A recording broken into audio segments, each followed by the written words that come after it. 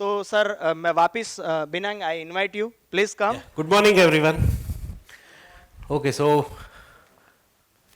जैसे 50% of the audience तो already जानते हैं मेरे को कि क्विज मैं ही बनाता हूँ. सो जो क्विज के जो मैक्सिमम क्वेश्चंस है वो भी मेरे पीपीटी से ही होते हैं, मेरे कवरेज से ही होंगे. अच्छा, 50% बचे हुए तो हम लोग आगे देख लेंगे. वो दूसरे और भी पार्टिसिपेंट से ड्रामा है, सबको इम्पोर्टेंस दिया है हमने. ठीक है. सो आइडिया यही है कि प्रिपेयर डोंट जस्ट रिपेयर. ठीक है. एक अप्रोच तो ये होता है अभी तक कुछ हुआ नहीं है, जिस दिन होगा उस दिन करेंगे क्या करना है. ठीक है. सो हमें अप्रोच चेंज करना है, एडवांस में प्रिपेयर करना है. प्रिपेयर इसलिए करना है कि फिर रिपेयरिंग की जरूरत ही नहीं पड़े. ठीक है. भले यहां पर मैंने ऐसे चीजें जो ड्रॉ की है, मैं फर्नीचर बताना चाहता हूं, लेकिन हम लोग ये आईटी की बात कर रहे हैं. ठीक है. कि आईटी के इंसिडेंट से हमें प्रिपेयर करना है. सो प्रिपरेशन के लिए हम लोग मेजर विलन्स से स्टार्ट करेंगे, जो विलन्स मेरे को लगते हैं जिसमें आपको ध्यान देना चाहिए. सबसे पहला विलन है हमारा पैचिंग. ठीक है. अब पैचिंग बहुत कॉमन चीज है. पैचिंग की क्या क्या इश्यूज हो सकते हैं वो हम लोग डिस्कस करेंगे. दूसरा है मिसकॉन्फिगरेशंस. आरबीआई भी अब कॉमनली बोलते रहे कि भाई सिक्योर कॉन्फ़िगरेशंस डिफाइन करो, उसको पीरियोडिकली रिव्यू करो. हम लोग आज उसकी इंपॉर्टेंस देखेंगे. नेक्स्ट है सोशल इंजीनियरिंग. ठीक है. बहुत ही कॉमन है, हर बैंक को फिशिंग मेल्स आते हैं. तो ईमेल कैसे आते हैं, क्या उससे इंसिडेंट्स हो चुके हैं और हम लोग उससे कैसे बच सकते हैं, वो हम लोग डिस्कशन करेंगे. Phishing mails. 2FA. अब वैसे तो हम लोग सब 2FA जानते ही है, लेकिन मेरे को अगर मैंने ये टॉपिक लिया है, मुझे उसमें बियॉन्ड द कुछ ऐसी बातें करनी है जो सिक्योर्ड 2FA और अनसिक्योर्ड 2FA है वैसा. ठीक है. और सिक्योरिटी मॉडल्स उस पे आएंगे लास्ट में. ओके. ठीक है. So don't delay patching because next breach could be yours. ठीक है. सो ये माइंड में रखना है हमें. पैचिंग अगर कोई पैचेस आते हैं तो ऐसा है, विंडोज की तो ऐसी सिस्टम है, वो पैच ट्यूसडे ही बना दिया है उसने. ठीक है. हर 15 दिन में ही वो पैच रिलीज कर देता है. ठीक है. तो पैच ट्यूसडे तो पुराना कॉन्सेप्ट हो गया, अभी आ गया है एक्सप्लॉइट वेडनेसडे. ठीक है. पैच ट्यूसडे तो आपको पता होगा कि माइक्रोसॉफ्ट ट्यूसडे पैच रिलीज करता है. एक्सप्लॉइट वेडनेसडे क्या है? आप लोग पैचेस का वेट करते हो. हैकर्स पैच रिलीज होने के बाद उसको रिवर्स इंजीनियर करता है कि क्या चीज का पैच बनाया. अच्छा, ठीक है. तो अब इसका मतलब ये है कि जो सिस्टम पैच नहीं है उसमें एंट्री पॉइंट मेरा ये होगा. ठीक है. इसलिए वो दूसरा जो दिन है ट्यूसडे के बाद का, उसको हम लोग बोलते हैं एक्सप्लॉइट वेडनेसडे. ठीक है. सो अभी हमें वो कोई पैच ट्यूसडे बोले वो बोला पुराना हो गया. अभी नया जो है वो है एक्सप्लॉइट वेडनेसडे. तो मैं एक्सप्लॉइट वेडनेसडे से बचने के लिए जो कर रहा हूं वो कर रहा हूं. ओके. जैसे हम लोग एक रियल इंसिडेंट की बात करते हैं, इसकी मेरे को टेक्निकल डिटेल्स में नहीं जाना है, लेकिन आप ऐसा समझ लो कि भाई 2017 का एक पैच था अपाचे वेब सर्वर्स. जैसे हम लोग भी जैसे इंटरनेट बैंकिंग वगैरह होस्टिंग करते हैं, उसमें भी पैचेस आते रहते हैं. तो वैसे ही इक्विफैक्स करके कंपनी था, उसको ये पैच की वजह से क्या हार्म हुआ वो देखते हैं. एक सिंगल पैच है, कोई हाई फाई कोई यूजर ने कुछ डाउनलोड नहीं किया है, ना ही कोई एंटीवायरस में प्रॉब्लम है, ना ही कोई फायरवॉल में प्रॉब्लम है. ओनली एक पैच था. जैसे फॉर एग्जांपल जैसे हम लोग इंटरनेट बैंकिंग मोबाइल बैंकिंग चला रहे हैं, वैसे ही इक्विफैक्स का एक वेब एप्लीकेशन है, उस पे ये एक पैच उसने नहीं लगाया. अब उसकी जो इम्पैक्ट है वो ऐसी थी, हैकर ने पहले तो 76 डेज नेटवर्क में निकाले ना, फिर तो पता चला कि भाई वो नेटवर्क में बैठा है. ठीक है. अब कोई केसेस में ईयर्स भी निकल सकते हैं. ठीक है. वो 2 साल 3 साल भी निकाल देता है नेटवर्क में, फिर हमें पता चलता है कि अच्छा है तो नेटवर्क में इस दिन से बैठा है. ठीक है. सो 76 डेज उसने नेटवर्क में निकाले. 143 मिलियन कस्टमर्स का डेटा लेके गया, और सारे ही अमेरिकन. ठीक है. सो मैं इसलिए अमेरिका पे इसलिए अभी एम्फेसाइज कर रहा हूँ, बोले इंडिया में बैठ के यूएस की क्यों बात कर रहा है. इसलिए बात कर रहा हूँ, हमारे यहाँ आज तक कोई भी डेटा प्राइवेसी का लॉ नहीं था. ठीक है. जैसे यूएस में डेटा प्राइवेसी के लॉज है, यूके में डेटा प्राइवेसी के लॉज है, वैसा हमारे यहाँ कोई आज तक लॉ नहीं था. इनफैक्ट हम लोग का जब लास्ट टाइम वर्कशॉप हुआ था तभी भी कोई लॉ एग्जिस्ट नहीं करता था, तब तक बिल ही था. ठीक है। लेकिन आज आप लोग अगर एजेंडा में देखेंगे तो आफ्टर लंच का जो पहला सेशन है वो उसी के ऊपर है कि drama on digital personal data protection bill, अभी तो एक्ट भी बोल सकते हैं, ठीक है। सो अभी इंडिया में भी वो एक्ट आ चुका है। सो जो चीज़ें वहाँ एक्ट होने की वजह से थी वो चीज़ अभी नेक्स्ट हमारे यहाँ भी अप्लाई होगी कि वो डेटा को कैसे प्रोटेक्ट करना वगैरह, ठीक है। सो 143 मिलियन कस्टमर्स अफेक्ट हुए थे उसमें। ओके, 143 मिलियन इंटू $125 एक पर्सन को दिया एज अ कंपेंसेशन कि भाई ठीक है मेरे से गलती हो गई, मेरे से तेरा डेटा चोरी हो गया, मैं उसका केयर नहीं रख पाया, तो ये उसका कंपेंसेशन है। पर पर्सन $125 पेमेंट किया। अब ये जो लॉ था वहां पर, जो जीडीपीआर लॉ, उसी के बेसिस पे हमारा डीपीडीए एक्ट बना है। तो सिमिलर प्रोविजंस है, सब कुछ सेम है, ठीक है। वो देखो डीपीडीए एक्ट अगर आप देखोगे ना 23 पेजेस का एक्ट है, उससे ज्यादा अभी तो कुछ नहीं है। अब वो 23 पेजेस में इतना कंटेंट लिखा है कि उसके लिए ना मैंने यूएस का जीडीपी, वो यूके का जीडीपीआर पढ़ लिया, यूएस का चिल्ड्रन ऑनलाइन प्राइवेसी एक्ट पढ़ लिया, ठीक है, इलेक्ट्रॉनिक कम्युनिकेशन प्राइवेसी एक्ट पढ़ लिया मैंने, और कितने सारे एक्ट मैंने पढ़ लिए कि भाई ये एग्जैक्ट इसका मीनिंग क्या है, पर्पस क्या है। अगर वो उसने ऐसा लिखा है, इंडियन गवर्नमेंट ने कोई चीज लॉ बनाई है तो उसने कुछ सोच समझ के बनाया होगा। हमें तो यही लगेगा ठीक है तो हार्डशिप है एक बिजनेसमैन को, ठीक है। आज तक कोई भी लॉ आता है हमें तो हर चीज में बिजनेसमैन को हार्डशिप है यही लगता है, ठीक है। तो मैंने वो एक्ट के एक्सेंट को समझा है, उसके पर्पस को समझा है। मैंने ऑलमोस्ट 7 से 8 एक्ट स्टडी किए वो 23 पेज को समझने के लिए, और उसी के बेसिस पे हमने वो फिर ड्रामा क्रिएट किया है। ओके, और लास्ट है होने के बाद 1.4 बिलियन स्पेंड किया। तो हो सकता है इसे आधे पैसे में पहले भी काम हो जाता है ना। बिहाइंड द सीन्स मतलब ये जो इंसिडेंट हुआ उसके बाद वो ठीक है, गवर्नमेंट ने इक्विफैक्स के ऊपर तो एक्शन लिया ही लिया। अब वहां पर लॉ है तो गवर्नमेंट, जैसे यहाँ आपने कैसे नॉर्मल केसेस इन्वेस्टिगेट होते हैं मर्डर्स वगैरह के, वैसे साइबर के केसेस भी वहाँ इन्वेस्टिगेट होते हैं। उन्होंने वो अटैक को, एफबीआई ने उसमें एक्टिवली इन्वेस्टिगेशन किया, और अराउंड 2020 में उन्होंने वो देखा कि भाई ये चाइनीज ओरिजिन अटैक था, 40 डिफरेंट आईपी एड्रेसेस से अटैक हो रहा था, ठीक है। अब हम लोग ये सब देखो बहुत छोटी छोटी चीजें हम लोग सालों से बोलते आ रहे हैं, कंट्री ब्लॉकिंग करो, कंट्री ब्लॉकिंग करो, ठीक है। बहुत इमीडिएट रेजिस्टेंस होता है, वो बिना समझे। अभी तो मैं कंट्री बोलूं उतने में तो सामने जवाब आ जाता है, माइक्रोसॉफ्ट बंद हो जाएगा मेरा, ठीक है, मेरा गूगल बंद हो जाएगा, ठीक है। अभी तो मेरी बात भी कंट्री बोला है तो मतलब ये यही बोलेगा कंट्री ब्लॉक करो, समझ ही जाता है, ठीक है। सो देखो आप कोई भी चीज आप सोचो, मैं हमेशा हम लोग आपको बोलते हैं कि आपको अगर माइक्रोसॉफ्ट की जरूरत है तो आप माइक्रोसॉफ्ट अलाउ करो ना, यूएस क्यों अलाउ करते हो, ठीक है। अब आप वेबएक्स यूज करते हो तो उसका हांगकांग में सर्वर है, तो उसका मतलब क्या, ये सब ये हैकर्स को भी एंट्री मारने देंगे क्या कि मैं वेबएक्स यूज करता हूँ तो हांगकांग खुला रख दिया मैंने। मैं ये नहीं बोल रहा हूँ वो वेबएक्स यूज करना बंद कर दो, लेकिन मैं ये बोल रहा हूँ आपको वेबएक्स की जरूरत है तो वेबएक्स को अलाउ करो, और ना कि पूरे कंट्री को। फिर बोलते हैं ना वो मेरा जीमेल तो बंद ही हो जाता है, कुछ भी कर लो आप, ठीक है। लेकिन आज वो स्टेज आ चुका है, आज वो मैच्योरिटी आ चुकी है, बहुत सारी बैंकों ने 100% वाइट लिस्टिंग पे भी जीमेल्स, अपडेट्स सब कुछ ही चला रहे हैं, ठीक है। आज से 2 साल पहले वो स्टेज नहीं था, वो हम लोग को पूछते थे, हमारे पास भी कोई एग्जाम्पल नहीं था, तो हम लोग भी फिर ठीक है डिले पड़ जाते थे कि ठीक है चलो सोचते, रिसर्च करते हैं। अभी तो हमने दोनों तरीके से डेवलपमेंट्स किए हैं। हमने खुद ने भी 2 फायरवॉल पे ऑफिस में ही एक्सपेरिमेंट किया है हमारे नेटवर्क में, प्लस बहुत सारी बैंक से हमारे पास एग्जाम्पल देने के लिए कि भाई ये बैंक का हो सकता है तो आपका क्यों नहीं हो सकता। अभी तो ऐसे भी एग्जाम्पल है कि भाई ये बैंक में भी FortiGate है, आपका भी FortiGate है, इसके पास सोफोज है, आपका भी सोफोज है, ठीक है। सो अभी ये चीज अचीव करना पॉसिबल है। सो वो कंट्री ब्लॉकिंग इक्वली इंपॉर्टेंट है, आप उस पर भी ध्यान दो। अच्छा, ये तो मोस्ट कॉमन विंडोज 7 अभी भी हो गए, विंडोज 7 कहीं ना कहीं तो, ठीक है। अब ये अगेन मेरे को इसकी टेक्निकल डिटेल्स में नहीं जाना है कि भाई ये इटर्नल ब्लू क्या है क्या नहीं है, आप उतना खाली समझ लो कि भाई विंडोज 7 का एक सिस्टम है, उसको आपने पैच नहीं किया। या दूसरा एग्जांपल देता हूं, विंडोज 2008 की ओएस है, उसको आपने पैच नहीं किया, तो क्या हो सकता है उसकी हम बात करते हैं, ये तो ऑलरेडी हो चुका है, ठीक है।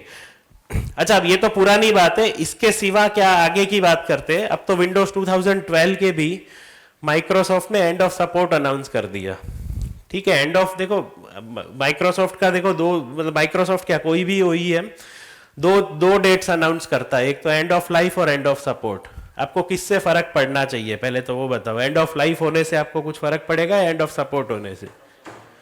ठीक है, एंड ऑफ सपोर्ट होने से हमें फर्क पड़ेगा, क्योंकि एंड ऑफ सपोर्ट होने का मतलब ये है कि अब से कोई नया सिक्योरिटी पैच नहीं आएगा, और सिक्योरिटी पैच नहीं आएगा ना, वो जिस दिन अनाउंस करता है ना उसके थोड़े दिन बाद वो OEM क्या करेगा, वो हैकर को एक एंट्री दे देता है कि तू यहाँ से घुस जा, वरना वो अपडेट नहीं करेगा। ठीक है, तो ये वैसी एक एंट्री है। ओके, सो अब ये जो विंडोज 2007 की जो हम लोग बात कर रहे हैं, उससे बहुत सारे अटैक्स हुए थे। जैसे TNT एक्सप्रेस है, मशेराक करके जो लार्जेस्ट ट्रांसपोर्टर है, ठीक है, आप लॉसेस देखो 300 मिलियंस के लॉसेस है। अब वो एक वीक तक इनके ऑपरेशंस बंद रहते हैं। ठीक है, सेंट गोबेन, ये फिर एक नोट पटाया करके था। ओके, तो ये सब में देखो एक कॉमन चीज है, बस एक पुरानी सिस्टम यूज कर ली, उतनी गलती हो गई। ठीक है, तो अब आप एक आउटडेटेड सिस्टम का इतना बड़ा कॉम्पेंसेशन तो नहीं भर सकते हो ना। ठीक है, और आप देखो वो कितना वाइडली स्प्रेड है, वो ऐसा नहीं है इंडिया या कोई पर्टिकुलर कंट्री, उसको जहां अटैक मिलेगा वो अटैक सरफेस मिलेगा। अच्छा, आप बोलोगे मेरे बैंक में विंडोज 7 है, हैकर को पता ही नहीं चलेगा तो कर क्या लेगा मेरा? बोलो क्या कर लेगा, वो भी तो बात है ना। हाँ, बोले आपकी बैंक में विंडोज 7 है, वो बैठा है कहीं, समझ लो रशिया, चाइना, कोई और जगह पे, उसको कैसे पता चलेगा? बोले पता चले तब तो हैक करेगा, पता ही नहीं चलेगा तो? हाँ, इंटरनेट ही नहीं है, ये भी हो सकता है। या चलो इंटरनेट है तो भी क्या हुआ, पता कैसे चलेगा, वो बात है पहले तो। माइक्रोसॉफ्ट वाला बोल देगा। अच्छा, और कोई ऑप्शन कुछ, कैसे पता चलेगा? बोलो जो इसमें आप बहुत सिंपल है ना, अगर हैकर को पता है यहाँ पर सोना है तो वो आएगा ना वहां, या फिर यहाँ पर दरवाजा खुला रह गया है। फिजिकल चोरी तो है नहीं कि वो बिल्डिंग में जा जाके चेक करेगा ये पहले फ्लोर का दरवाजा खुला है नहीं खुला है, दूसरे का खुला है नहीं खुला है। ठीक है, नीचे उतर के बाजू की बिल्डिंग में जाता हूँ, उसमें कोई दरवाजा खुला है या नहीं खुला है। अच्छा, हम लोग यहाँ दरवाजा तोड़ने की बात नहीं कर रहे, ये तो ओपन डोर्स है। तो दरवाजा हमने खुला ही रखा है, हमने पैचिंग नहीं किया है। तो हम तो ऐसी बात कर रहे हैं कि भाई गलती से एक दिन बैंक का एक दरवाजा खुला रह गया और उसी दिन हैकर ने अंदर एंट्री कर दी, तो बात तो वो उसको बोल के कौन गया कि भाई आज ये बैंक में ये दरवाजा खुला है, वो इंपॉर्टेंट है। अच्छा, आप जैसे गूगल सर्च यूज करते हो, ठीक है, वो आपका सर्च इंजिन है। वैसे हैकर्स यूज करते हैं शैडॉन, सेंशियस, ऐसे और भी टूल्स है। ठीक है, जैसे shadon.io करके है, SHADON। वो टूल्स पे आप जाओगे, उसको आप बोलो कि भाई विंडोज 7 वाले पूरे वर्ल्ड में कितने PC है मेरे को तू ढूंढ के दे। अब वो ऐसा कोई उसमें कोडिंग नहीं करना होता है, जैसे आप गूगल सर्च करते हो ना, वैसे ही वहां पर ये CV जो मैंने बताया, वो खाली ये CV ही लिखता है कि भाई CV 2017 0144। अब ये तो क्या है, माइक्रोसॉफ्ट के पैच ट्यूसडे में रिलीज हुआ, तो दूसरे दिन एक्सप्लॉइट वेडनेसडे, उसकी तो दिवाली आ गई है। ठीक है, तो वो एक्सप्लॉइट वेडनेसडे वाला वेट कर रहा होता है, उसके पास ये CV आ गया, वो जाके गूगल करेगा शैडॉन में, उसको मिलेगा कि भाई पूरे वर्ल्ड में ऐसी 5 लाख सिस्टम है। तो बोले अभी तो चलो अपना 1 महीने का तो काम आ गया, अभी ओवरलोड है, अभी सीजन टाइम है। ठीक है, तो 5 लाख में से एक को भी नहीं छोड़ेगा। ठीक है, वो ऑटोमेटेड स्क्रिप्ट बनाएगा, 5 लाख के 5 लाख को सेम डे टारगेट करेगा, क्योंकि फिर अभी वापस और भी तो OEM पैचेस रिलीज करेंगे, उस पर भी तो काम करना है, उनका भी तो बिजनेस है ना। वो 1 महीना इसी के ऊपर थोड़ी लगा रहेगा, एक पैच के ऊपर। ठीक है, सो एक साथ में जितने भी अनपैच्ड सिस्टम्स हो गए सबको टारगेट करेगा। सबको टारगेट करके क्या करते हैं, बहुत कॉमन मॉडस ऑपरेंडी है। पहले रैंसमवेयर अटैक्स कैसे होते थे कि भाई ठीक है डेटा लॉक कर देता हूँ, डेटा की जरूरत होगी तो पैसा देगा।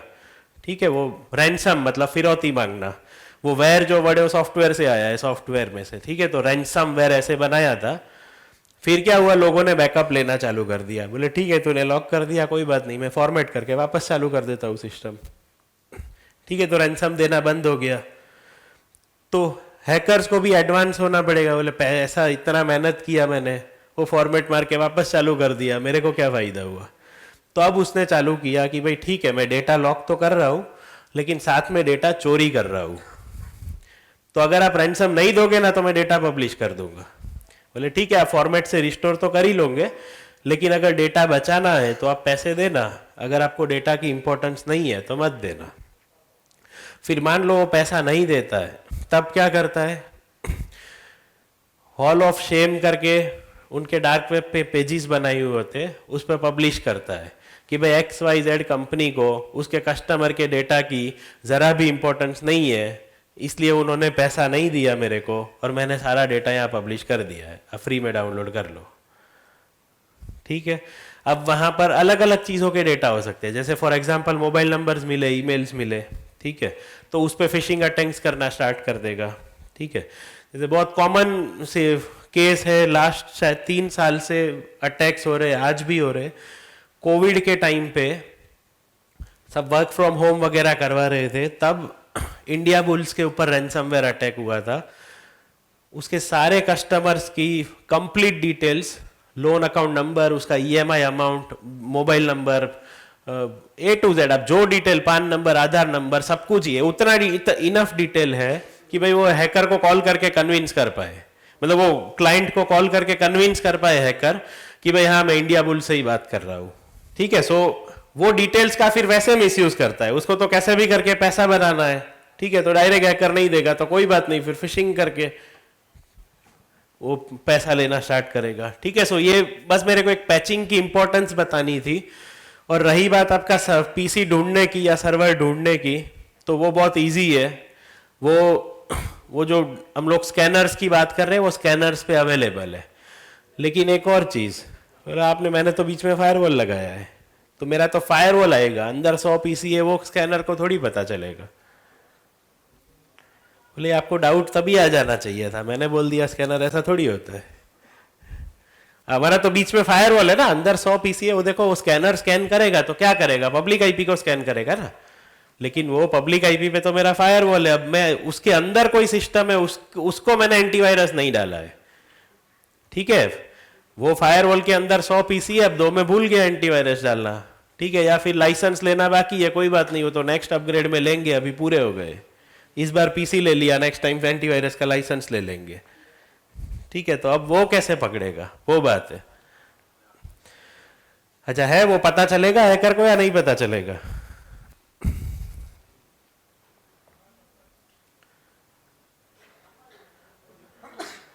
पता तो चलेगा, लेकिन कैसे चलेगा वो नहीं पता, या नहीं पता चलेगा, लेकिन कैसे पता चलेगा वो बात है।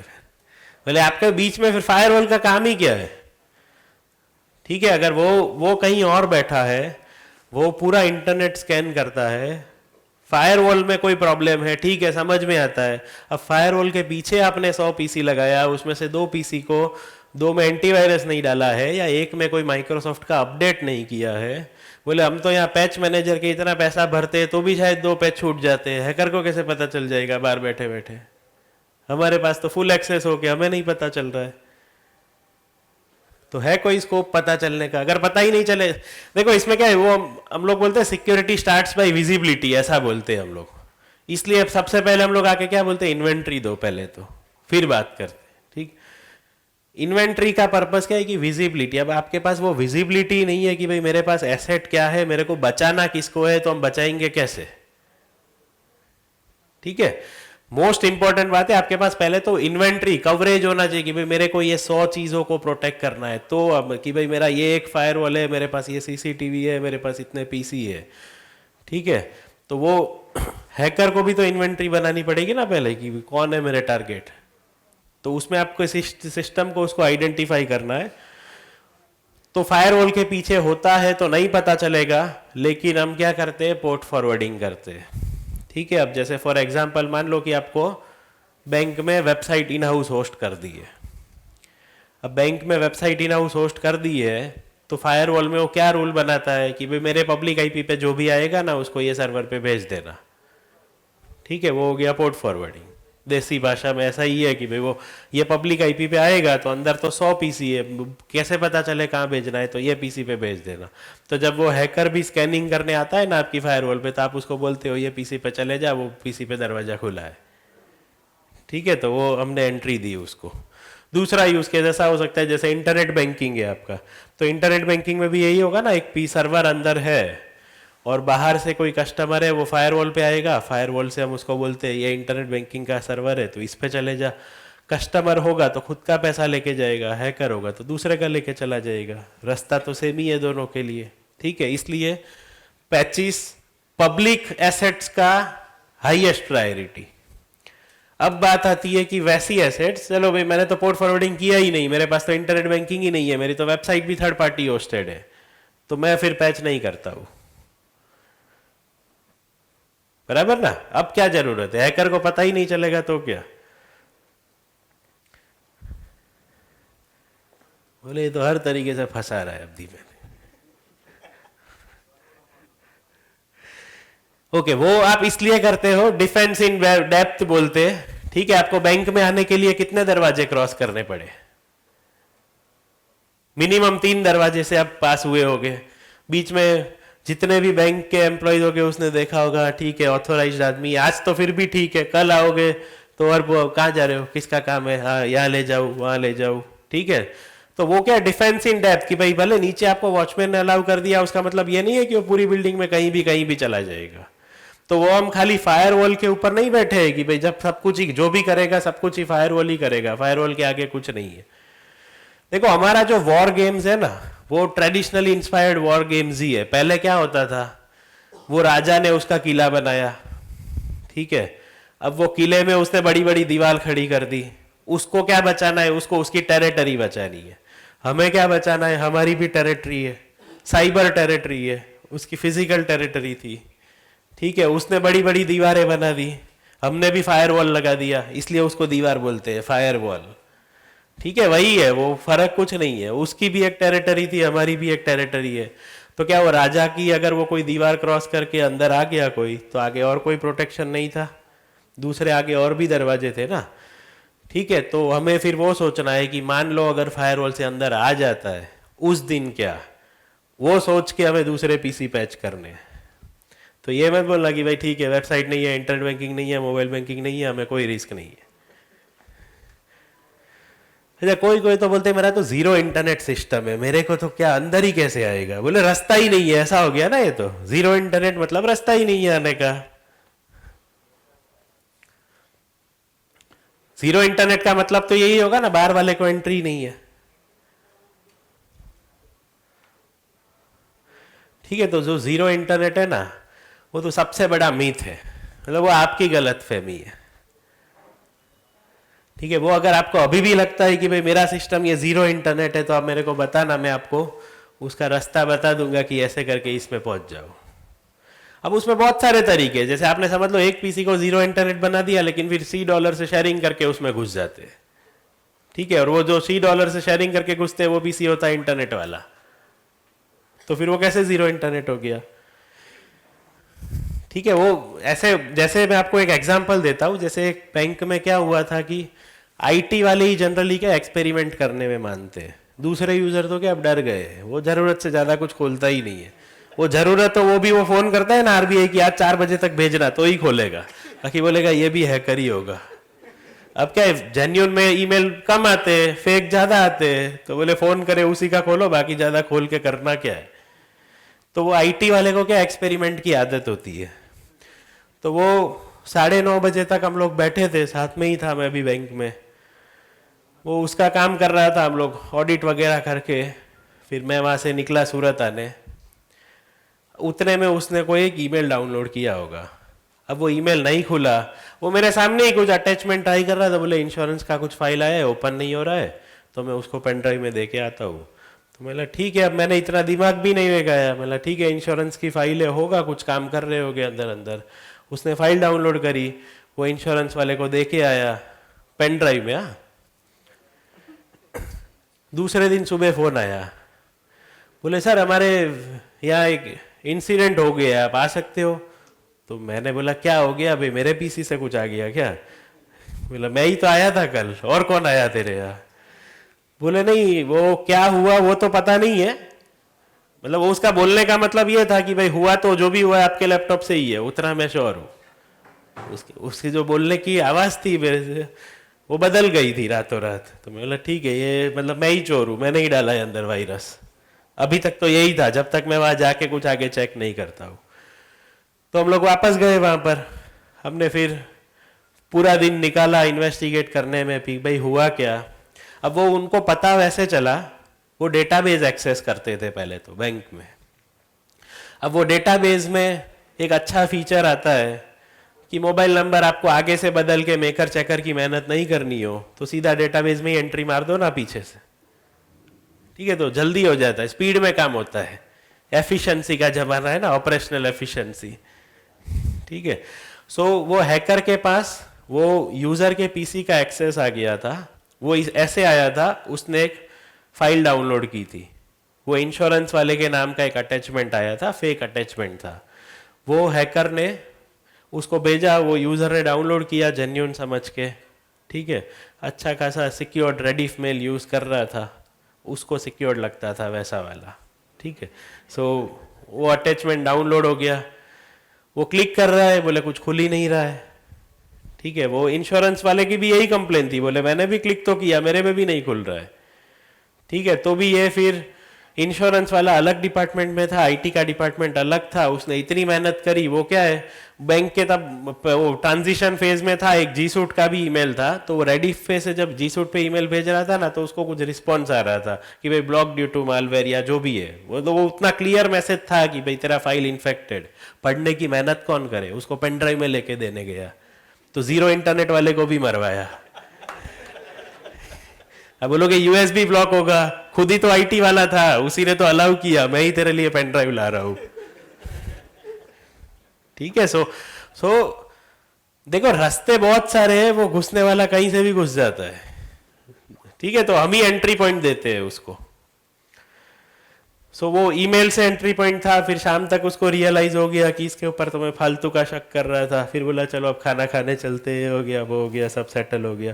बोला सर वो सब तो ठीक है, मैंने आपको इतनी बार बोला था कि भाई आप जीरो इंटरनेट रखो डेटाबेस पे, तो आपने उस पे ईमेल क्यों खोला?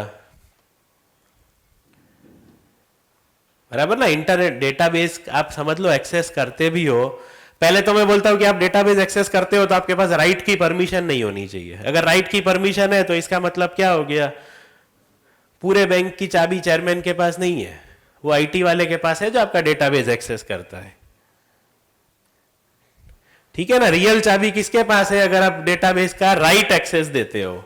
आप खुद सोच के देखो, ठीक है। वो आईटी वाले के पास बैंक की चाबी है जो डेटाबेस में कुछ क्वेरी करता है, ठीक है। जैसे हैकर ने मोबाइल नंबर चेंज किया, उस दिन वो आईटी वाला भी चेंज कर सकता था, ठीक है। मतलब आपने देखो अल्टीमेटली बात क्या, आपने परमिशन दी है, अगर परमिशन दी है तो वो परमिशन कोई और मिसयूज कर सकता है ना, अगर परमिशन ही नहीं देते तो मिसयूज का स्कोप ही नहीं है कुछ, ठीक है। सो वो आप डेटाबेस में राइट एक्सेस देने का तो जो वो सिस्टम है, वो सिस्टम ही खतरनाक है।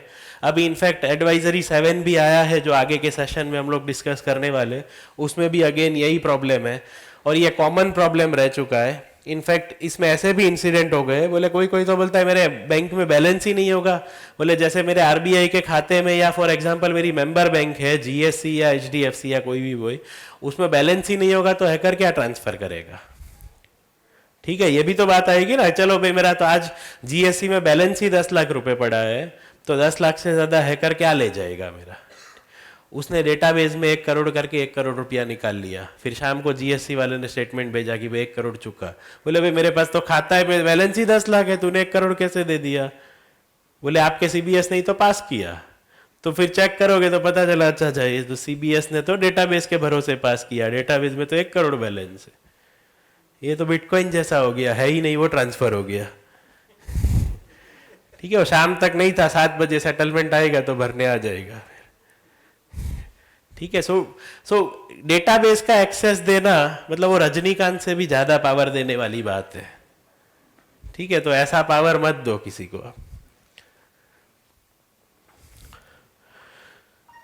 अब देखो कोई कोई ऐसे भी आ जाते, ये जो रैंसमवेयर था नॉट पेटिया, इसको पैसे में इंटरेस्ट नहीं था, इसको ना ही आपके डेटा में इंटरेस्ट था। ठीक है, बस बोले मेरे को तो डैमेज करना है सिस्टम को, सिस्टम खराब कर दिया, मेरा काम हो गया, मैं खुश हूं। ठीक है, सो हैकर का इंटेंशन कोई भी हो सकता है, अल्टीमेटली हमारा बिजनेस तो इम्पैक्ट हो रहा है ना। ठीक है, सो उसका बस यही, अल्टीमेटली मेरा यहाँ समझाने का गोल ये है कि पैचिंग पैचिंग पैचिंग। अल्टीमेटली हमने अभी तक जितनी भी बात करी उसका एक ही सॉल्यूशन है, टाइम पे पैच करो। ठीक है, सो वो हमने जो बात किया कि एक्सप्लॉइट वेडनेसडे, ठीक है, तो हमारे लिए वो होना चाहिए दूसरे दिन सुबह आके पैच वेडनेसडे, कि आज तो पैचिंग का दिन है। जैसे आपका कैसा मंथ एंड आता है, ठीक है, क्वार्टर एंड आता है, ईयर एंड आता है। ठीक है, वैसे आईटी वाले को तो ये डे सेलिब्रेट करना चाहिए, तो पैच डे है मेरा। ठीक है, कोई फोन करे ना, प्राउडली फोन रख देने का, बोले आज काम नहीं होगा तेरा, आज तो पैच डे है मेरा।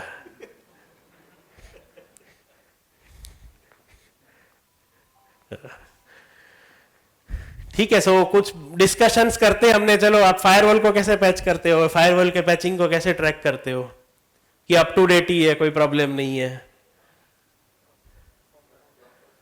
हाँ, लेकिन कैसे ट्रैक कैसे करोगे? अब आप यहाँ बैठे हो, अभी कोई पैच रिलीज कर दिया सोफोस ने, आप यहाँ बैठे हो, उतने में हैकर ने वो पैच रिवर्स इंजीनियर करके बैंक में घुस गया, आपको पता कैसे चलेगा आज पैच रिलीज हुआ? लॉगिन करने के बाद, अगर 10 दिन लॉगिन ही नहीं किया तो नहीं पता चलेगा।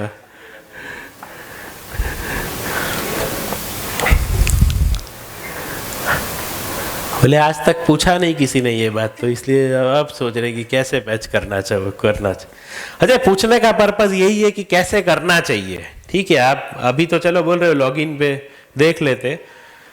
अभी एक पालो अल्टो की फायरवॉल थी, एक कॉरपोरेट कंपनी है उसके यहाँ, वो उसके यहाँ अटैक हो गया था। वो तो बहुत लेट पता चला। उसमें क्या था, पालो अल्टो की फायरवॉल थी उसके यहाँ।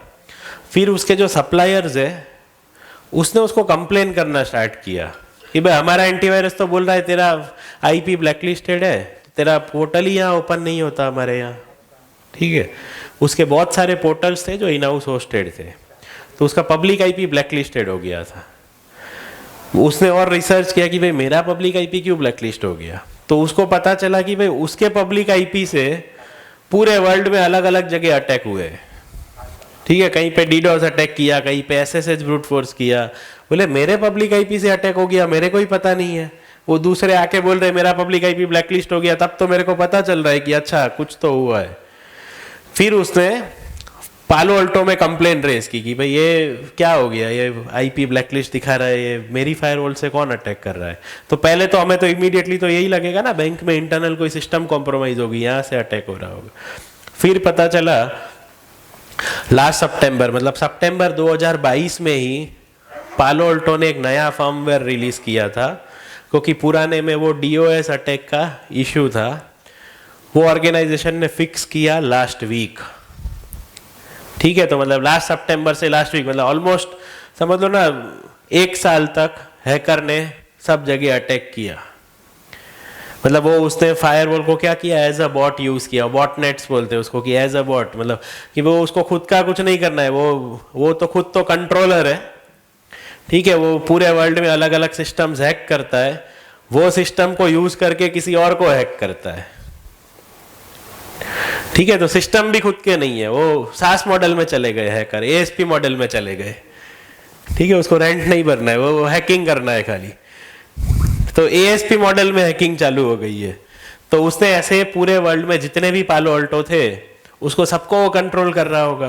वो तो इसके ऐसे वेंडर्स थे जिसने कंप्लेन किया कि भैया ब्लैकलिस्ट हो गया तेरा आईपी, कोई और होगा उसको पता भी नहीं चलेगा। क्यों? क्योंकि फायरवॉल में लॉगिन ही नहीं किया, तो फर्मवेयर नहीं आया, पता ही नहीं चला। ठीक है। सो इसका देखो ऑटोमेटेड तरीका तो कुछ नहीं है, लेकिन आपका जो OEM है उसको वो न्यूज़लेटर को सब्सक्राइब करके रखो कि जब वो नया पैच रिलीज करता है, फर्मवेयर रिलीज करता है, तो आपको ऑफिशियली एक ईमेल आ जाएगा कि भाई हमने ये फर्मवेयर रिलीज की है, उसकी ये CVE है। जैसे ये जो पैच एक्सप्लॉइट किया था उसकी 10 आउट ऑफ 7 CVE थी, तो 10 में से 7 CVE है, उसका मतलब बहुत कॉमन है कि भाई वो बहुत ज्यादा चांसेस है एक्सप्लॉइट होने के, तो ठीक है हम लोग फिक्स कर देते हैं, फर्मवेयर अपग्रेड कर देते हैं। अच्छा, पीसी और सर्वर्स को कैसे पैच करते हैं? फायरवॉल में तो लॉगिन करके आपको पता चलता है, पीसी और सर्वर में कैसे पता चलेगा? पीसी में ऑटो अपडेट है। अच्छा, पीसी में खाली विंडोज के सिवा और भी बहुत चीजें होती है। आपका ब्राउजर है, 3 तरीके तो ब्राउजर है, कोई एडवांस यूजर है तो ओपेरा भी होगा, कुछ और चाइनीज ब्राउजर भी होगा, कोई 5-6 हो जाएंगे। ठीक है।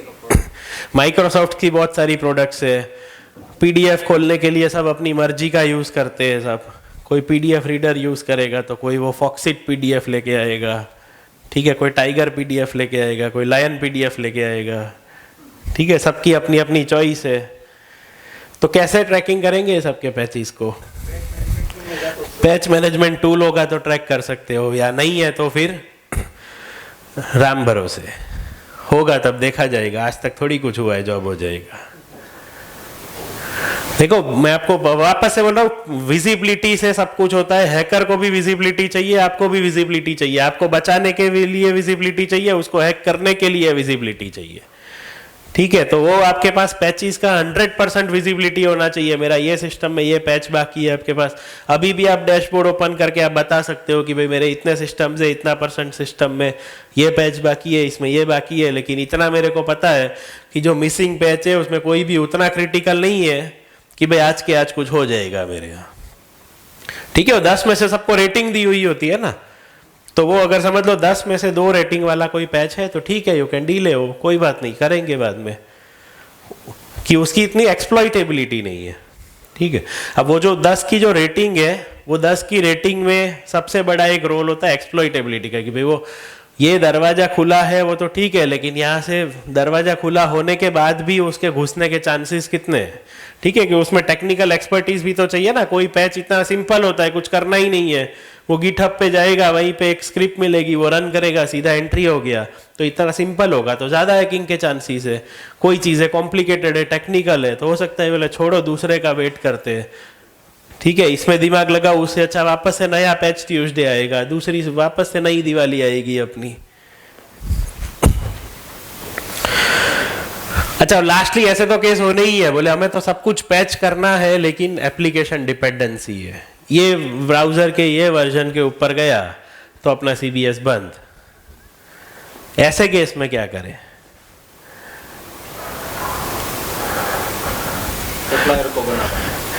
सप्लायर को तो चलो बोल दिया, लेकिन अभी क्या? आपको सप्लायर को बोल दिया, हो सकता है वो 1 साल लगाए, 2 साल लगाए, प्रैक्टिकली टाइमलाइन दे रहा हूं, उसके पहले किसी का हो गया हो तो बता देना।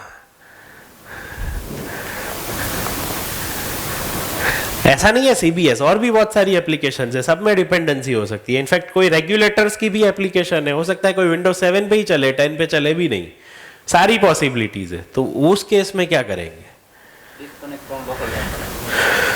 ठीक है, एक ऑप्शन है डिस्कनेक्ट फ्रॉम लोकल नेटवर्क, जो आपका CBS नेटवर्क है उससे आप उसको सेपरेट कर दो वैसे सिस्टम को, लेकिन वैसे केसेस है कि CBS खुद ही है, उसको कैसे डिस्कनेक्ट करें? बोला आपका CBS आउटडेटेड है, आप उसको मतलब CBS outdated in the sense कि CBS पुराने OS पे ही चल रहा है, आप उसको अपग्रेड करते हो OS को या पैचेस लगाते हो तो CBS ही चलना बंद हो जाता। तो ऐसे केस में क्या करें? अभी तक बहुत सारी मेहनत कर ली, इंटरनेट अलाउ नहीं करना, तो एक यूजर को 2 सिस्टम देंगे, वो शेयर मार्केट जैसा बैंक बनाएंगे, तेरे को इंटरनेट चलाना है इसमें चला, CBS चलाना है इसमें चला। हाँ, ऐसे भी होते, IP चेंज करते। ठीक है, वो IP चेंज करते, बोले इंटरनेट चलाना है ना तो ये IP लगा ले। हाँ, अब वो उसको IP चेंज करना नहीं बोलते, डेस्कटॉप पे एक बैट फाइल रखते हैं, बोले इंटरनेट चलाना ये बैट फाइल रन कर, सीबीएस में जाना है तो ये वाली बैट फाइल रन कर, वो बैट फाइल में लिखा हुआ था गेटवे ये वाला सेट कर देने का।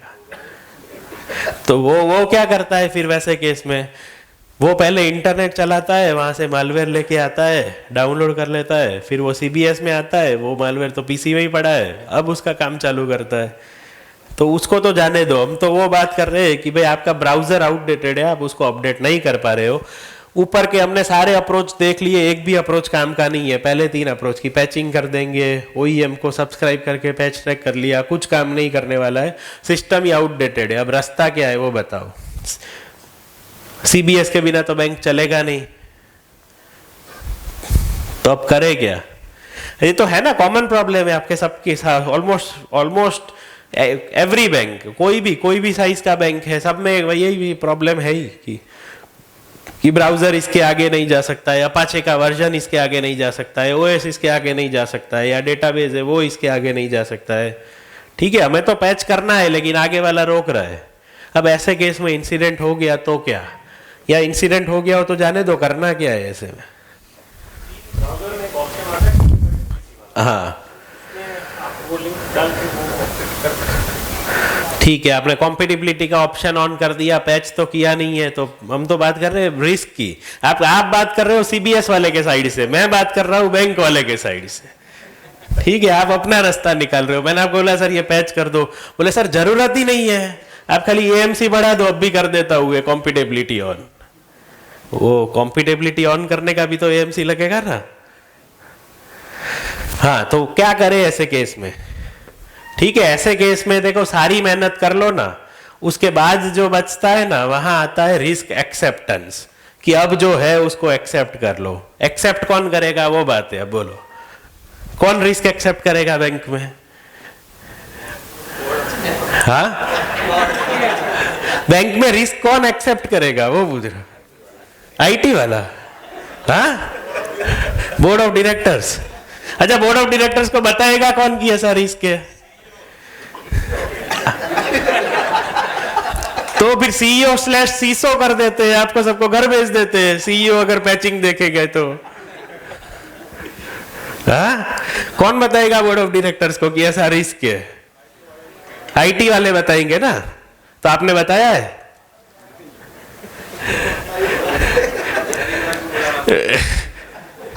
अच्छा, रवि भाई बताएंगे। हमारी बात तो सुनना चाहिए ना। हाँ, वो बताने का तरीका है। आप बोलोगे पैच नहीं किया है, क्यों नहीं किया? सीबीएस नहीं चल रहा है, ठीक है, वो नहीं सुनेगा। आप बोलो देखो पैच नहीं किया है, कर भी नहीं सकते हैं, ये रिस्क है, मेरी फर्ज बनता है मैं आपको बता दूं, कल को कुछ हुआ तो बैंक तो आपकी है ना, मैं तो यहाँ एक प्यादा हूं चेस का, बराबर ना। तो आपको उसको मैसेज कन्वे करना पड़ेगा कि जिससे कल कोई इंसिडेंट होता है तब ये नहीं बोले मेरे को तो पता ही नहीं था, बाकी मैं अब भी सीबीएस वाले को फोन करके आधे घंटे में नया वर्जन रिलीज करवा देता। ठीक है, ये सिचुएशन नहीं आए। ठीक है, सो वो सारी चीजें इन्फॉर्म्ड होनी चाहिए। अब हर चीज का सॉल्यूशन होना जरूरी नहीं है, कोई रिस्क ऐसे होते हैं जो हमें एक्सेप्ट करने पड़ते हैं। तो ये रिस्क एक्सेप्ट करने की बात कर रहे हैं हम लोग यहाँ। अज्यूम द हैक और फिर जो करना है वो करो। ठीक है, मेरे को बोलते हैं पासवर्ड ही नहीं दूंगा तो पता कैसे चलेगा हैकर को ये पासवर्ड है? ठीक है, बोलता हूँ 2FA करो, बोले 2FA तो दूर की बात है, मेरा पासवर्ड ही इतना स्ट्रांग है, मैं पासवर्ड ही नहीं दूंगा तो उसको पता ही नहीं चलेगा ये पासवर्ड है, तो फिर मेरे को सेकंड फैक्टर का काम ही क्या है? ठीक है, वो आरबीआई ने जब बोला कि भाई आप सीबीएस में 2 फैक्टर ऑथेंटिकेशन करो, तब यही बात आती थी पहले। बोले मैं पासवर्ड दूंगा तब तो उसको हैकर को आगे ओटीपी पूछेगा, मैं तो पासवर्ड ही नहीं देने वाला हूं। ठीक है, लेकिन अज्यूम द हैक मतलब मान लो कि आपने कोई मालवेयर डाउनलोड कर लिया, या वो आईटी वाला आपको इंश्योरेंस में आके पेन ड्राइव दे गया कि ये ले, ये तेरा गिफ्ट। ठीक है, तो ऐसे केस में क्या आप तो पासवर्ड चोरी हो ही गया है ना, तो वो अज्यूम द हैक। अब सोचो अब क्या करना है, तो वहां काम आएगा कि भाई ठीक है चलो एसएमएस में ओटीपी जाएगा, कोई बात नहीं, आईडी पासवर्ड ले गया तो ओटीपी कहां से लेगा? बोलो कहां से लेगा? हाँ, यूजर को फोन करेगा, लॉग में लिखा जाता है। हाँ देखो, एक तो लॉग में लिखा जाता है, बोले डेटाबेस में लिखा हुआ है ये कस्टमर को इतने बजे ओटीपी गया जिसका नंबर ये है, दूसरा तरीका है एसएमएस के डैशबोर्ड में लॉगिन करो, वहां पर लिखा होगा ये कस्टमर को ये ओटीपी गया है। ठीक है, मास्क है वो अच्छी बात है, लेकिन नहीं हो तो की बात है, वो रास्ता है मास्क नहीं होना। ठीक है, तो वो एसएमएस पोर्टल का भी ध्यान रखो, एनक्रिप्टेड है या नहीं है, डेटाबेस में देखो एनक्रिप्टेड है या नहीं है। अब देखो मैं आपको सारे तरीके नहीं बता सकता हूं, आप बैंक में बैठे हो, आपको पता होगा कि हो सकता है टेम्प फाइल में भी वो ओटीपी लिख रहा है, पॉसिबल है। तो आपको खुद रिस्क समझना है कि भाई ये ओटीपी लेने का एक तरीका है। तो अब वो मैंने 2 चीज बता दी, आपको 4 पता है, कोई बात नहीं, मेरे को मत बताओ, खुद तो फिक्स कर दो। बोले इसको बताऊंगा ये फिर ये और जगह और मार के आएगा, बोले ये देखते रहे टेम्प फाइल में भी पड़ा है। ठीक है, तो आपको तो रिस्क पता है, आप खुद तो फिक्स कर सकते हो ना। तो आप वो सोचो कि भाई ओटीपी लेने के कौन से तरीके हैं, वो सारे रास्ते को आप क्लोज कर दो। ऐसा नहीं कि भाई ये ऑडिटर ने तो यही लिखा है ना, यही करूंगा। ऐसा भी होता है, वो एक बैंक में 20 फायरवॉल था, अब मैंने उसके भले के लिए एक फायरवॉल में सजेशन लिखा कि बाकी 19 में भी ये कर देना। तो वो कंप्लायंस आया, एक ही का फिक्स किया, मतलब बाकी 19, बोले आपने तो एक का ही लिखा था। ले तो वो मतलब वो उसमें क्या है, फिर डाउट हो जाता है कि मेरे लिए काम कर रहा है, मेरे को कंप्लायंस देने के लिए या खुद के इंप्रूवमेंट के लिए कर रहा है। अच्छा, दूसरा विलन मिसकॉन्फ़िगरेशन।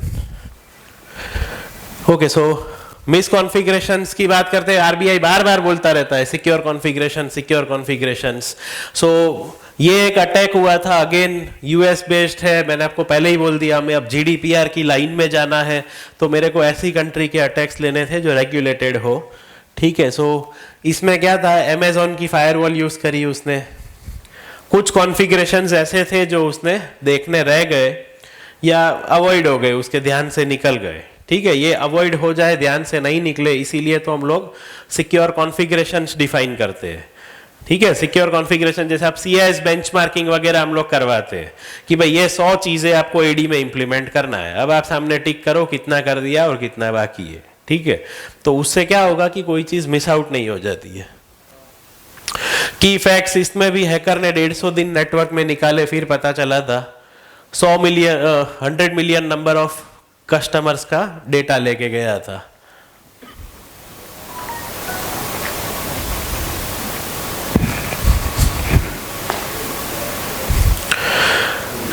ठीक है, फायरवॉल मिसकॉन्फ़िगरेशंस तो सिंपल है, वो तो हम मैनेज कर ही लेते हैं, पीसी का मिसकॉन्फ़िगरेशन भी मैनेज कर लेते हैं। आपके लिए इंपॉर्टेंट होना चाहिए ये वाला मिसकॉन्फ़िगरेशन, सीबीएस का क्या, बोले सीबीएस में क्या मिसकॉन्फ़िगरेशन, वो तो स्टैंडर्ड गाड़ी के जैसा है, फुल फ्लेजेड आता है, खाली लीवर ही देना है और ब्रेक मारनी है।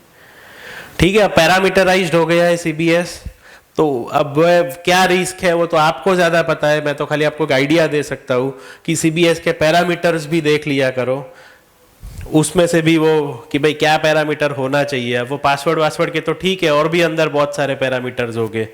ठीक है, तो वो पैरामीटर्स में एक आगे एक एग्जांपल लेता हूँ अभी पैरामीटर्स का। अच्छा, फिर फिशिंग अटैक्स की बात करते हैं, तो ये तो बहुत न्यूज में अभी चल ही रहा है। वेगास, किसी को घूमने जाने की जरूरत नहीं है, वीडियो में पूरा कसिनो दिखा दिया था। ठीक है, सो इसमें क्या है, जैसे आपने सीबीएस में 2FA किया, उन्होंने भी 2FA किया हुआ था। अब वो हैकर के पास क्या, एक वीपीएन का यूजर आईडी पासवर्ड तो आ गया, लेकिन बोला अब 2FA कहाँ से लेके आऊँ। ठीक है, तो अब ये इतना बड़ा ऑर्गेनाइजेशन है, इसके कुछ 50,000 से भी ज्यादा एम्प्लॉइज है, तो उन्होंने क्या हेल्प सेंटर्स वगैरह बनाए हुए थे खुद के एम्प्लॉय के लिए ही। तो हैकर ने फोन किया एम्प्लॉय बन के कि भाई मैं ये एम्प्लॉय बोल रहा हूँ, मैं पासवर्ड भूल गया हूँ, ये मेरा डेट ऑफ बर्थ है, मेरा ये पापा का नाम ये है, मदर नेम ये है, यही पूछते हैं ना वो स्टैंडर्ड क्वेश्चंस, क्या होता है वो सारे क्वेश्चन का जवाब दिया और 2FA रीसेट करवा दिया, वीपीएन से नेटवर्क में एंट्री मार गया। ठीक है, सो वो सीबीएस में भी पॉसिबल है ना, कोई आपको फोन करेगा कि भाई ये एम्प्लॉय बोल रहा हूँ वो। अब देखो एआई आने से वॉइस क्लोनिंग तो बहुत इजी हो गया, बोले मेरे को तो तेरे नाम की जरूरत का है भाई, नाम आवाज से ही पहचान लिया तेरे को, तू ये ब्रांच का ये मैनेजर बोल रहा है, बोलना क्या करना है, बोले 2FA रीसेट करना है, ठीक है चल पासवर्ड भी कर दिया, तू तो खास है मेरा। ठीक है, सो आपका वो जो ये कितना जल्दी उसने प्रोसेस किया वो देखो। 8 तारीख को तो भी एंट्री की थी नेटवर्क में, 11 तारीख को तो 100 ESXi मशीन्स को एनक्रिप्ट कर दिया उसने। ठीक है, तो 3 दिन लगे उसको पूरा रैंसमवेयर अटैक कंप्लीट करने में। ठीक है, और हमारा तो फ्राइडे सैटरडे संडे में ही नहीं निकल जाएगा भी, उसका ध्यान रखने का। ठीक है, फिर मंडे आए, पता चला ये तो सब लॉक हो गया। तो वो आपका फ्राइडे सैटरडे संडे अच्छा जाए, उसी की वो सारी मेहनत थी। अब उसकी ये डिटेल में नहीं जाते हैं। ये नेक्स्ट है phishing attacks, most common attack जो डिस्कस करना था मेरे को। एपी महेश बैंक सबको पता ही है। ठीक है, अब ये देखो, ये पुलिस ने ये जो स्टेटमेंट रिलीज किया था कि हैकर्स ने 4 नवंबर से लेके 10 नवंबर के बीच में अराउंड 200 फिशिंग मेल्स भेजे एपी महेश के एम्प्लॉइज को। ठीक है, 200 ईमेल्स भेजे, बोले एक ना एक तो डाउनलोड कर ही लेगा।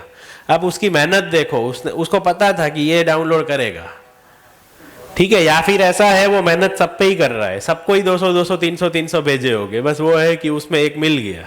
ठीक है, उसके एक एम्प्लॉय ने डाउनलोड किया ईमेल और अल्टीमेटली बैंक को 12.5 मतलब 12.5 करोड़ का नुकसान हुआ एक ईमेल अटैचमेंट डाउनलोड करने से। सोचो 200 के 200 डाउनलोड कर लेते तो क्या हो जाता। हाँ, बोले उतना बैलेंस ही नहीं होगा बैंक में तो कुछ हो सकता है, बैलेंस नहीं होगा तो कुछ हो सकता है, पैसा जाएगा, जाएगा ना, शाम को 7 बजे हिसाब आएगा फिर। ठीक है, तो ये मत सोचो कि बैलेंस नहीं है तो नहीं जाएगा, बैलेंस नहीं होगा तो भी चला जाएगा। ठीक है, आपकी मेंबर बैंक है, समझ लो आपका जीएससी मेंबर बैंक है, आपने जीएससी में 1 करोड़ रुपया रखा है, उसके पास डेटाबेस का एक्सेस आ गया, उसने अंदर 50 करोड़ करके 50 करोड़ ट्रांसफर मार दिया, जीएससी ने शाम को 7 बजे हिसाब भेजा, बोला भेज दो 50 करोड़। बोले क्या बात करता है, इतना तो मेरा कभी मैक्सिमम बैलेंस नहीं था, ये कहां से आ गया। ठीक है, तब वो हिसाब टैली करके आप जीएससी को तो ये नहीं बोल सकते हो कि ये ट्रांजैक्शन मेरे से यहाँ से इनिशिएटेड नहीं है, वो हुआ तो हमारी सिस्टम से ही है, तो आपको पैसा तो देना ही है वो शाम को 7 बजे से पहले।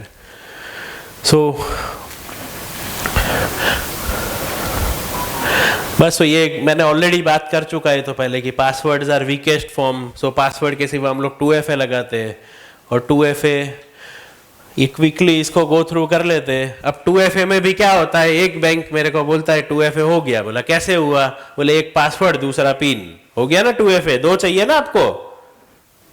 2FA का मतलब क्या होता है, कुछ भी करो 2 बार करो अलग अलग चीज, तो पासवर्ड और पिन हो गया ना 2FA। हाँ या ना, बोले हाँ, बोले तो भी प्रॉब्लम है, ना बोले तो भी प्रॉब्लम है, चुप ही रहने में भलाई है। ठीक है, नहीं हुआ 2FA। क्यों नहीं हुआ, क्योंकि यूजर नोस पासवर्ड और पिन, मतलब आप जो जानते हो वो एक फैक्टर हुआ, जो आपके पास है जैसे आपके मोबाइल में ओटीपी आना वो दूसरा फैक्टर हुआ, और आप खुद जो हो जैसे बायोमेट्रिक फेस लॉक्स हो गया वो तीसरा हुआ। ये 3 में से 2 करने से 2FA होता है। ठीक है, तो पासवर्ड और पिन वो नहीं हुआ 2FA, क्योंकि वो तो दोनों ही चीज आप जानने वाले हो। ठीक है, ये इसमें से आपको कोई भी 2 लेना है, ये पहले 3 में से कोई भी 2 सिलेक्ट करना है तो होता है। बोले ठीक है चलो अब मैं बनाता हूँ 2FA सिक्योर वाला, तो बोलता है पासवर्ड 1 हो गया, ईमेल में ओटीपी आएगा दूसरा हो गया, बोलो चलेगा कि नहीं चलेगा। क्यों नहीं चलेगा, पासवर्ड व्हाट यू नो और ईमेल व्हाट यू हैव। ठीक है, ईमेल का एक्सेस कहां पर है, उसी पीसी में है जिसको हम मान रहे कि ये हैक हो गया है। ठीक है, तो आपका 2FA भी देख लेना, ऐसा नहीं हो, देखो वो है valid 2FA but is not a secure 2FA। ठीक है, वो 2FA तो है ही लेकिन वो सिक्योर्ड नहीं है। अच्छा, एक VPN भी अभी बहुत क्या है, कोविड के बाद बहुत कॉमन हो गया है, तो VPN में भी मैं देखता हूं सोर्स तो क्या वर्ल्ड, बोले आईडी पासवर्ड ही नहीं दूंगा तो क्या होगा, कुछ नहीं होगा। बोले चलो आईडी पासवर्ड दे भी दिया तो क्या हुआ, 2FA है मेरे पास। ठीक है, तो इतना दबंग नहीं बन के उसको इंडिया भी तो कर ही सकते हैं ना। ठीक है, और इंडिया नहीं करके मैं तो बोलता आपका लैपटॉप तो फिक्स ही है ना जैसे VPN कनेक्ट करने वाले, तो मैक बाइंडिंग कर सकते हैं। ठीक है, सो साइबर सिक्योरिटी में कोई दबंग नहीं बन सकता है, ना ही आप ना ही मैं, भले कितना ही जानते हैं, उसका एक ही रास्ता है, कंट्रोल लगाओ। ठीक है, तो VPN में आप सोर्स देखो, पूरा वर्ल्ड ही होता है जनरली, उसको आप कम करो, बोले कम से कम इंडिया तक तो लेके आओ, मैक तो बाद में ला देंगे।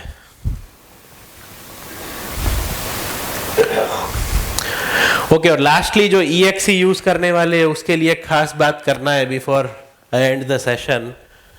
CBS जो है ब्राउजर बेस्ड क्यों करवाया RBI ने? वो इसलिए करवाया कि यूजर डायरेक्ट डेटाबेस तक नहीं जा पाए। यूजर को अगर डेटाबेस में कुछ काम करना है तो वो CBS एप्लीकेशन में जाएगा। तो बोले ठीक है ना, ब्राउजर बेस्ड CBS कर दिया, हो गया काम। बोले ट्रेजरी, वो तो EXE बेस्ड है। IMPS, बोले वो तो EXE बेस्ड है। तो उसमें क्या हो रहा है, वो यूजर सीधा डेटाबेस को एक्सेस कर रहा है, ऐसा बोल सकते हैं। भले आप बोल रहे हो एक्सेस नहीं करता है, लेकिन आप खुद समझो, अगर वो यूजर का PC कॉम्प्रोमाइज हुआ तो डायरेक्ट एप्लीकेशन एक्सेस होगा या नहीं होगा? वो डायरेक्ट डेटाबेस ही एक्सेस होगा ना, कोई बीच में है ही नहीं उसको रोकने वाला। इसलिए RBI EXE बंद करवाना चाहता है। आज भी एक्सेप्ट CBS बहुत सारी एप्लीकेशंस है जो EXE बेस्ड पे चलती है, उसको आपको बंद ही करना पड़ेगा। अदरवाइज आप मान के चलो कि उसके जो डेटाबेस का एक्सेस है वो कंप्लीटली अनरेस्ट्रिक्टेड है। ठीक है, क्योंकि वो सीधा वो बीच में एक लेयर ही निकल गया ना, उसको बीच में जो मिडिल लेयर है उसी को हमने गायब कर दिया। अब इसमें जो टेक्निकल टर्म्स लिखे हो, क्लार्क विल्सन, वो सब वो ऑस्ट्रेलियन क्रिकेटर ही मान के अभी आगे बढ़ते हैं। टाइम कम है इसलिए हमारा फोकस इस पे होना चाहिए कि EXE बेस्ड क्यों बंद करना है। ठीक है, यहाँ क्लोज करते। हाँ।